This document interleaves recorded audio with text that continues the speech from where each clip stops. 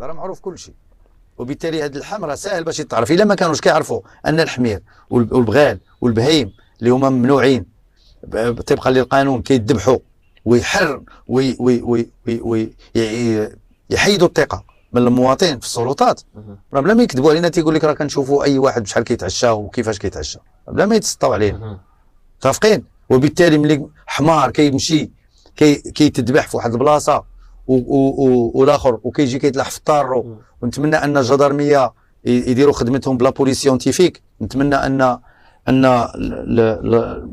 المسؤول على لا بوليس سيونتيفيك اللي هو صديق ديالي وزميل ديالي وعلمناه وعلمنا، عطيناه بزاف د الحوايج تعلم منا وتعلمنا منه حنايا علميا بزاف د الحوايج علميه منهم، انه يلتجئ دوك الحوايج هو راه عارف. ايوا كنحييه واحد السيد ستريكت ورزين مع راسو، هو عارف كيف درنا في داك الشيء ديال الكريم ديال دوك الخوت اللي قتلوا خوهم، هذاك الشيء اللي كانوا فيه رجلين وهذا كيفاش طلعوا المسائل هذه. المهم هو راه عارف كيفاش يدير، وبالتالي تكون السهوله ديال التعرف على الاشخاص.